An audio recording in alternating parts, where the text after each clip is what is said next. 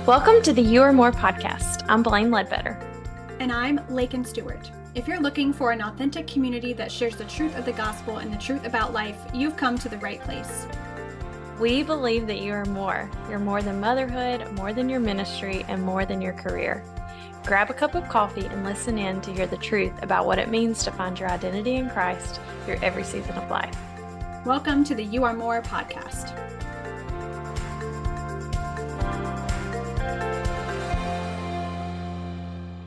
Happy Wednesday. Welcome back to the You Are More podcast.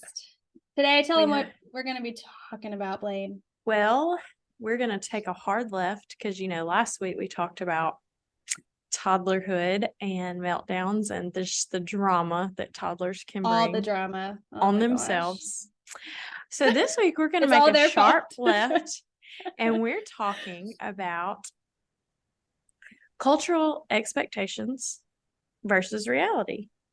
And what we mean by that is, like I told Laken, our tagline is going to be, you don't have to live up to the hype, because I think, so basically what we're talking about, stick around, please. I hope that you hear something. And if it doesn't apply to you, please share it with someone that you know is going through the trenches. But something similar. Just the cultural expectations for you to move from one season to the next very seamlessly and within the timeline that the culture has put upon you. For example, when you graduate high school, the expectation is that you go straight to college. And not just any college, a 4-year school, and you already know and have your whole 10-year plan mapped out. You are 18. To decide. Yeah. You have to, it makes no sense to me thinking back. How are we expecting 18-year-olds to decide what they want to do with the rest of their lives when they're cerebral cortex is not even fully formed? Little babies. Heck, I still don't even know what I want to do with my life, and my career has changed. My major changed. Way off from where I started when I was 8. I went to college for 6 years and I don't have a graduate degree. What? I did the same thing. Whatever. Oh, man. But just stuff like that is what we wanted to dive into today. We don't know how long this episode will be. I don't have any notes. Usually I don't have any notes down. Either. So we decided blind today. This is literally the middle of the workday that we're recording this. So maybe you'll get our best content. Buckle ever. Up. I know. But oh man. So Blaine, I have a question. When you were graduating high school, what was the most pressure you felt from your parents, from your peers, on you are expected to do X, Y, and Z? What was the most pressing thing? Because I think we might have some younger listeners here. My husband is the young adults pastor at our church, and I've shared this along. So I think I kind of want to stick in that space for a little bit and kind of talk about those expectations that we feel when we are little babies. Yeah. Seriously, I think I'm gosh, I was such a baby. My parents did not put a ton of pressure on me to excel. I think the expectation was always there, but it wasn't communicated. And I think I put a lot of expectations on myself. I think I graduated, which I'm not saying this to toot my own horn. I'm saying this in disbelief. I think I was in the top 10 of my graduating class of 20. I'm just kidding. You're in the top 50%. I don't know how that happened. I don't know how I had the brains to make those grades. I think I just had some very gracious and wonderful teachers. I don't know. That's all I can say.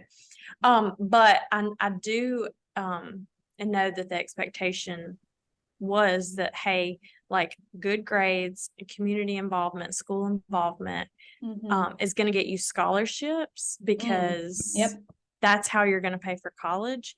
And so the expectation was, even in junior, senior in high school, okay, what's going to be their career for the rest of your life? Because I know, you already need to start taking these classes. And I know that there's dual enrollment now, which I think is really great because it at least lets you get a few of those core classes under your belt. Yep. So that you're not just in college forever taking core classes.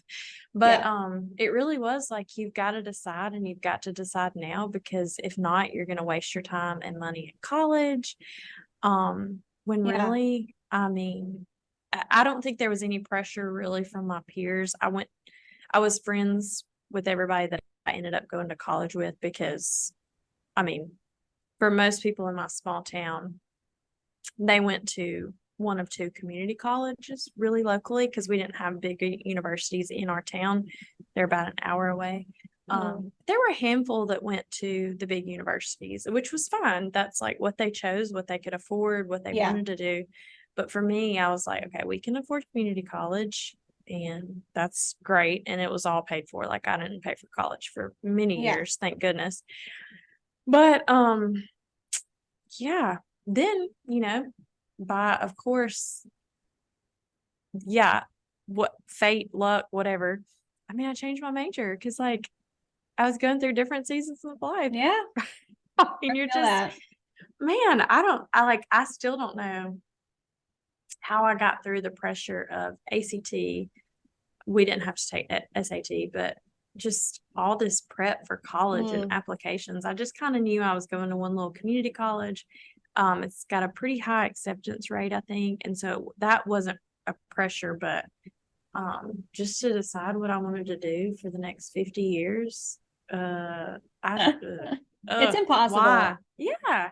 Yeah. Gosh, I remember sitting in 8th grade, and we had to it was towards the end of my 8th grade school year, and we had to map out what classes we were going to take every year of high school.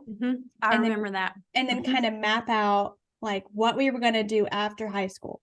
Mind you, 13 years old, 14 years old. Wow. There was literally no way. And I just remember thinking I had these aspirations of going to the arts academy, which I ended up doing for voice, and then going to school for voice. And I ended up doing that. But it was I really put myself in a box of, this is I really put so much pressure on myself to excel that no one really had to do it for me. Yes, I felt like I had to go to a 4-year big school, or I had to go to a really esteemed undergrad in order to impress people, because my Enneagram 3 is I have to impress everybody. No.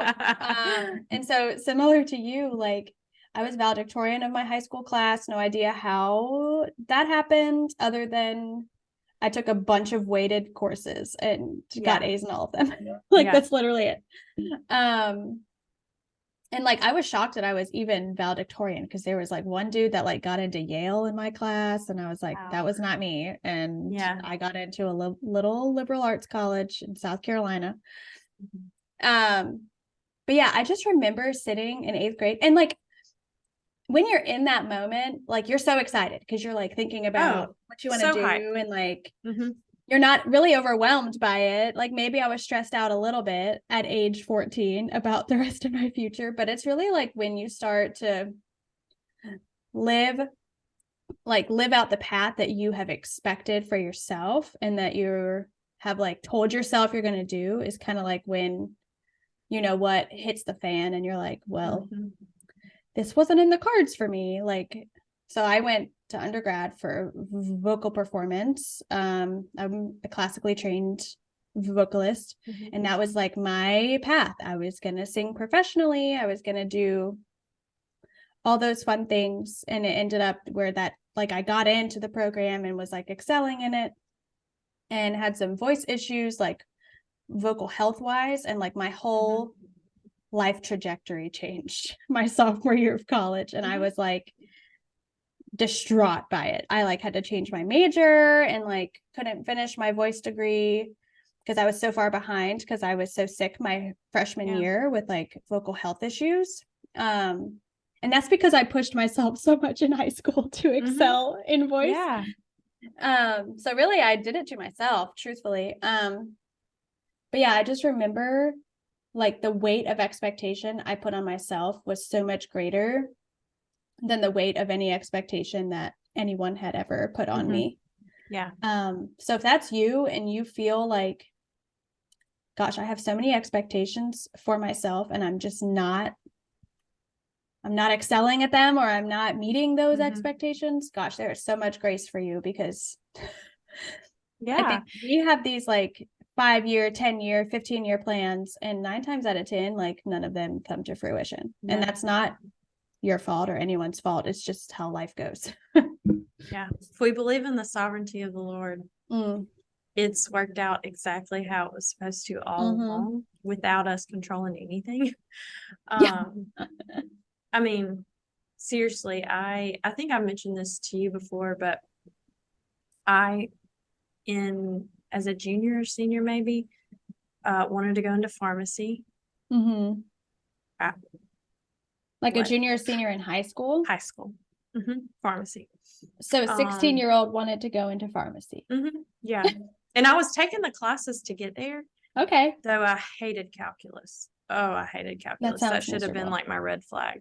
Like, don't do this.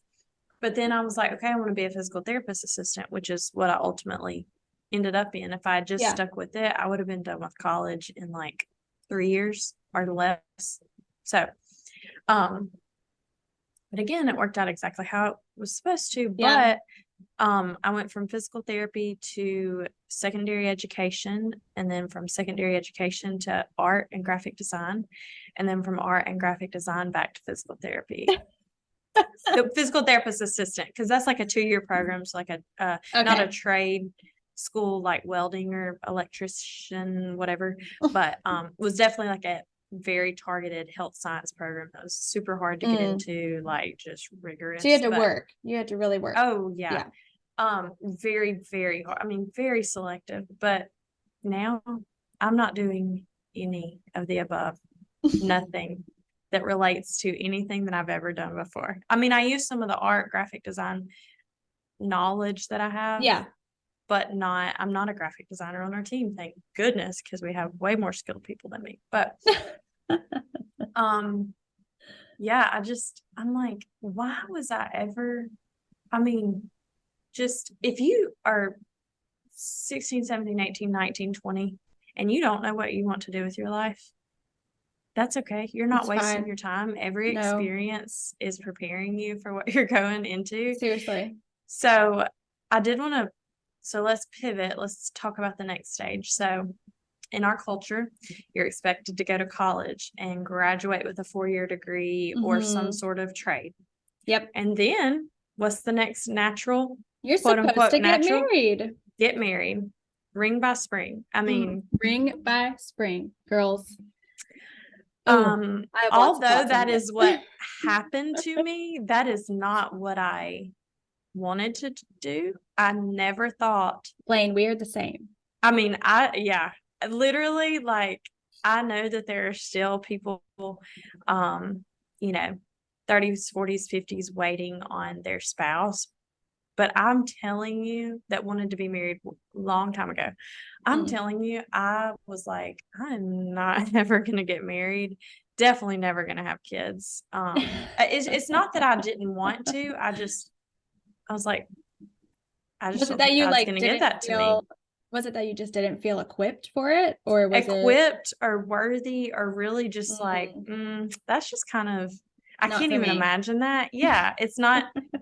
It wasn't a hard no. It was just more so like, I just don't think that's ever going to happen. So let me just live my life, have a good job, fill it out for a few years. And I ended up getting married while I was finishing the last 2 years of my college journey, which I was 23 when we got married. But yeah, it's like, well, if you don't get married after you get out of college, like, you're broken goods. Like, there's something wrong with you. Never gonna happen. And why are you not gonna settle down?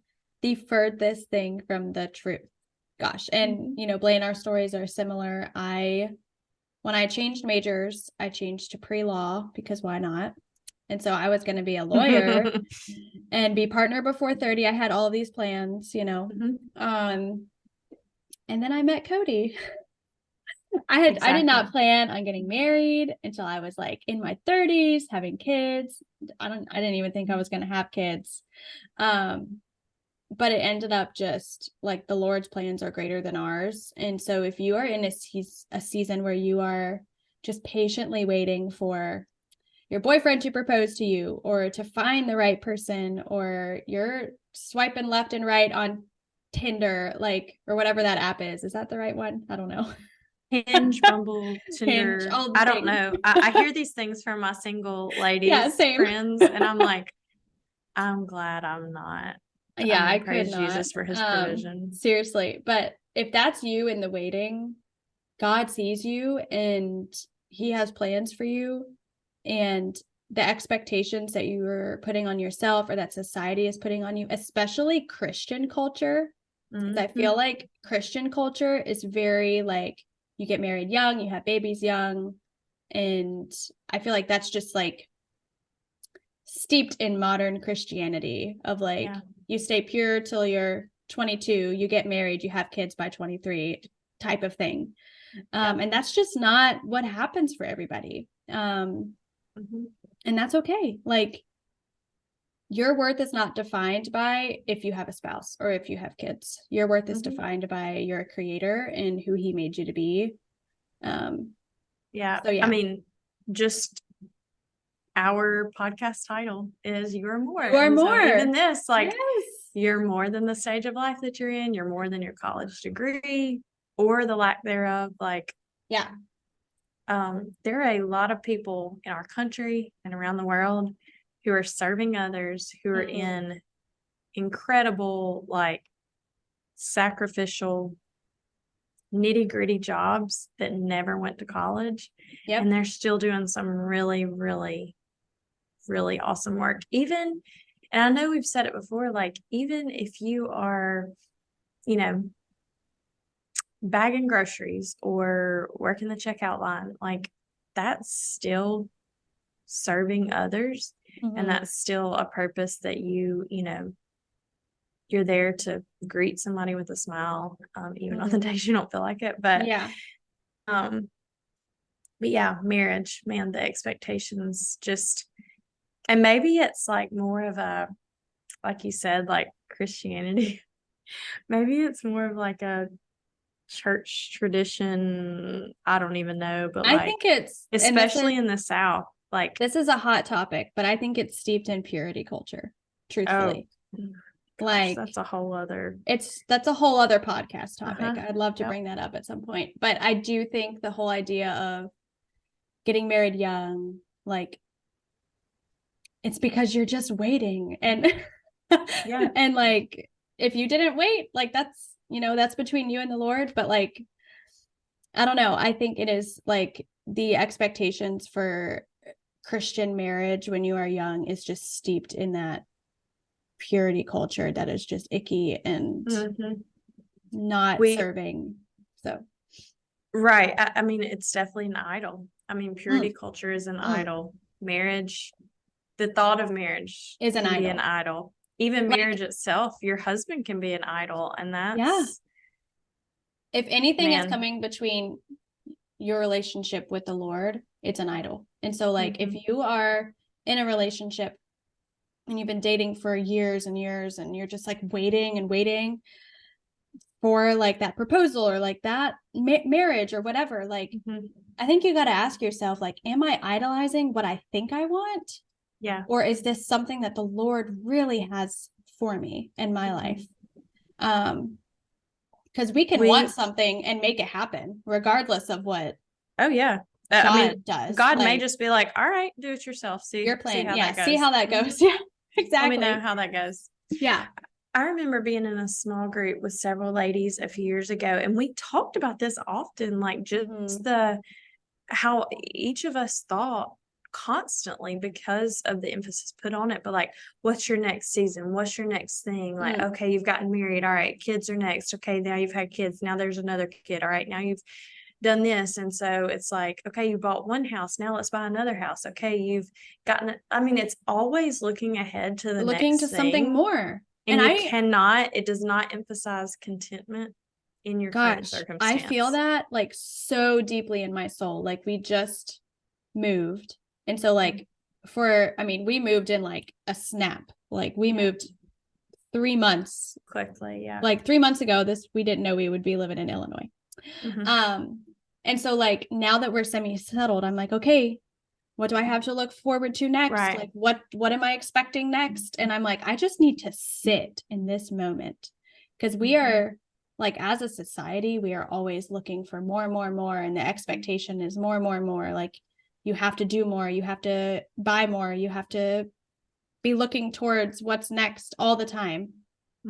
And like, there's no greater thing than just sitting where you are and being thankful where the Lord has you, and just like being still for a moment, and like turning off all of the expectations that you feel from yourself, from your spouse, from society, from your in-laws, from your parents, like all of those things. Yeah. So again, I'll go ahead and take us on this winding road. Yeah, I'm ready. After marriage. All right. What comes next? Time to have kids. Oh, first comes love, then comes marriage, then comes the baby and the baby carriage. Yeah. The Lord help us. And Blaine, I don't know if you experienced this, but like within our first like 2 or 3 months of marriage, people started asking us, hey, when are you going to have kids? You step off the plane from the honeymoon and come back. Are you pregnant? Yeah. Hey, when are y'all having kids? I'm like, dude, this calm ring down. Hasn't even been on my finger 30 seconds. Like, what? And I know that there are a lot of people who have kids before they get married. Like, that is your own path. And I'm sure for them, they have the kids, and then people start asking them like immediately, when are you going to get married? When are you going to get married? And I'm just sorry that people do that. Ask you that, because fresh newlywed, you think, oh my gosh. For some people, they cannot wait to have babies, which is great. That is in your plans and desires. Yes. But what happens if there's infertility, and then you kind of lose that momentum, and you're like, when am I ever going to be a mother? Like, the reality is that babies don't always come next immediately. You could be in a season of waiting. I have probably more friends now waiting on children than I do not. Yeah. Which is just, that's the season of life. That's our season of life that we're in right now. And that's a hard place to sit. It really is. Yep. And it's hard to answer that because of our societal expectations, the culture of, when are y'all gonna have babies? When's those babies coming? And it's so awful. Like, you could be fighting in the throes of like just having a miscarriage, or like trying to get pregnant for over a year. Like, so what I'm going to say about that, and this might ruffle some feathers, is stop asking people at your family gatherings, or when you're at your 10-year high school reunion, stop asking them when they're going to get married, when they're going to have babies, and when they're going to buy a house. Because your plans, like the plans that you think someone should have, might always like not be there. Like, they could just broken up with their significant other, or like just lost a baby, or don't have the finances. Failed round of IVF or IUI. Like, stop asking people those questions. And then like there's also the camp of like, we have some really dear friends of ours who have chosen just not to have children. They don't want biological children. Like, they think maybe adoption is in the future. She really does not want to carry a baby. And I think it is gut-wrenching for her to have like people come up to her and be like, when are you guys gonna have a baby? And she's like, why is my entire being as a woman like viewed through the lens of childbearing? Like, I don't want to have any like biological children. Why do people keep asking? Like, there is more to life than your kids. There's more to life than like being able to bear a child. Like, there is like so much more than that. And I think our society, especially like the boomer generation and generations beyond that, like, that's what their lives were about. And they don't understand.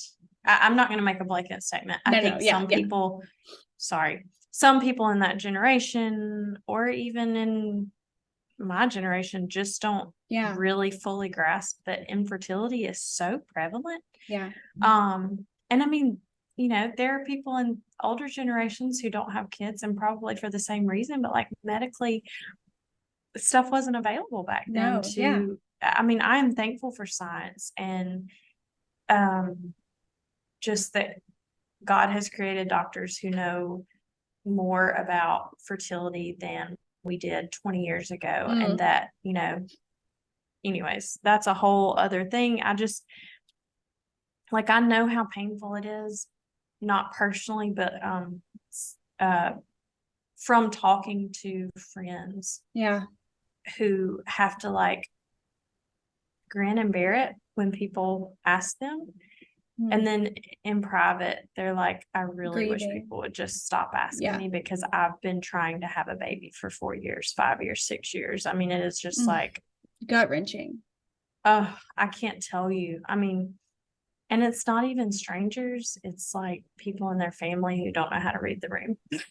Like, read the room. And that's probably the worst part. Yeah. Like, goodness gracious. And I think there's just such an expectation of if you're married, you have to have kids. And, you know, whether you're going through IVF or you're choosing not to have your own like biological kids, like God sees you in that and God like affirms you in that.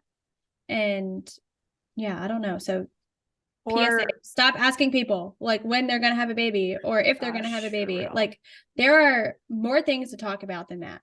Like ask them how they're really doing instead. Ask them about their job. Like, hey, has anything cool been going on at work lately? Like, are you up for a promotion? Do you like your job? Do you want to change your job?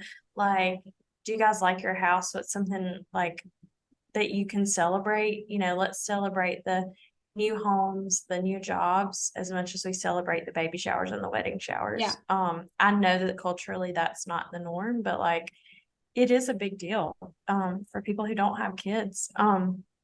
Like, and I don't know if this happened to you and Cody, but it sure as heck happened to us.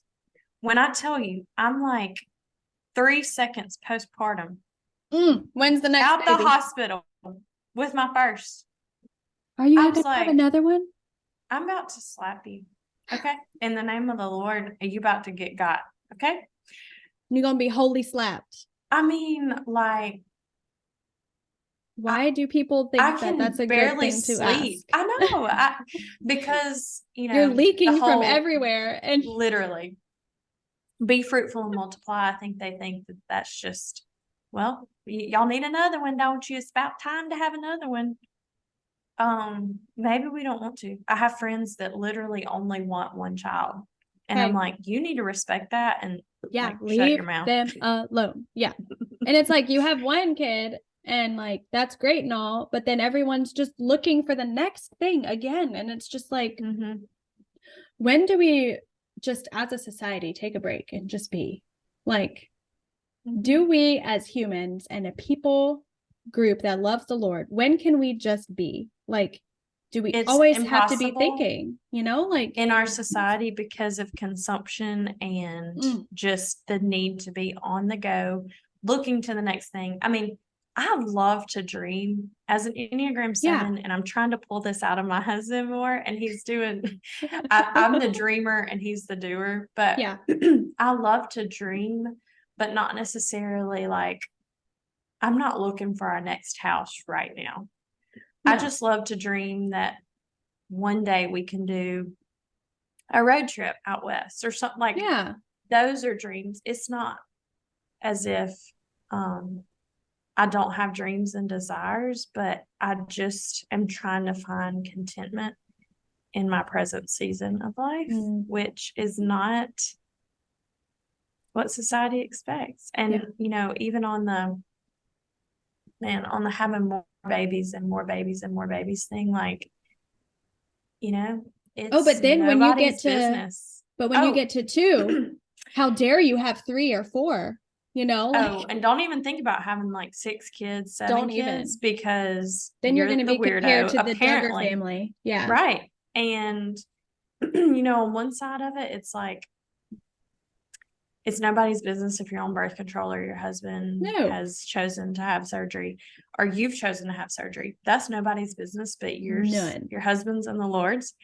But then on the flip side of it, it's like there is a very real thing called secondary infertility that Yeah. several friends have had, and they're like, yeah, I had one or two, but now I can't have any more because just like some crazy unknown Yeah. reason. Oh, yeah. Or they've chosen like mentally, this is best for our family. Yeah. And so it's nobody's business, like what you choose to do. God convicts us all of different things. And if we were all convicted of the same thing, we'd all be like, I don't know, Stepford Wives. You know, like all these robots convicted about the same thing, doing all the same things, Seriously. you know, whatever. So that's it's okay to be Yeah. where you are, season, choices. Oh, yeah. So then, Blaine, after you have kids, expectations. There are so many, it doesn't matter what you choose, whether you choose to stay home, whether you choose to go back to work, whether you work from home, whether you send your kids to daycare or school, or whether you homeschool your kids or send your kids to public school. Like, it doesn't matter what you do. Someone has an opinion about it. Oh, and it's going to let you know. 1000%. Like, how dare you go back to work? Don't you love your children? Or, gosh, don't you want to bring in money for your family? Why aren't you working? Like, it's those things that just irritate me so much. It drives me crazy. Yeah. So post having kids, so I mean, really the season that you and I both are in. Yeah, we're not both in this. Not totally post having kids, like we're just in the thick of like we're raising babies. Raising kids, yep. But I do think you're right. Like I think the next thing that society expects you to do is, okay, you've got to make decisions about the activities that they're in.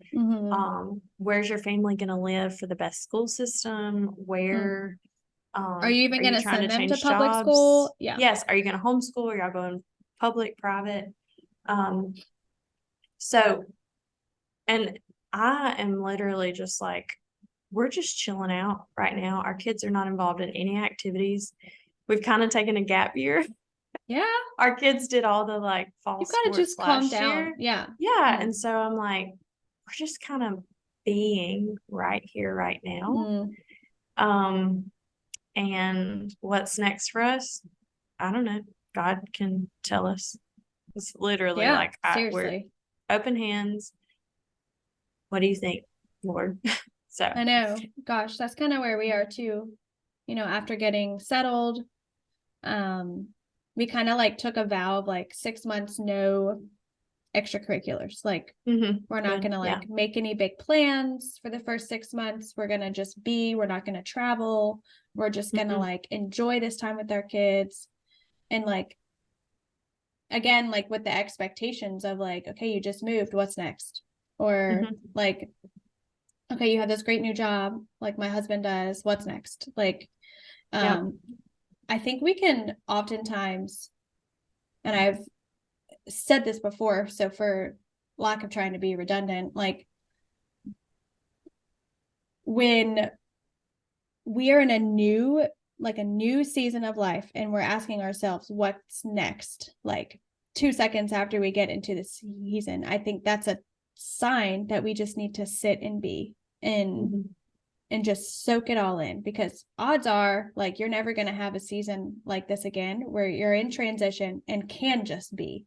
And so like whether you just decided to pull your kids out of school and you're homeschooling them, like just be in that. Like you don't have to be looking towards the next big thing. Or like if you just decided to go back to work and you're a first time mom, like be in that and be all in that, and like know that you're making the right decision regardless of expectations you put on yourself, that your spouse has put on you, that your parents put on you, your in-laws, your friends, like the rest of the world, even, because our whole lives are on social media these days. And I think it's just so important to just soak in like the season that we are in and not try to think of all the shoulda, coulda, wouldas, or the gosh, what if I did this or what if I did that.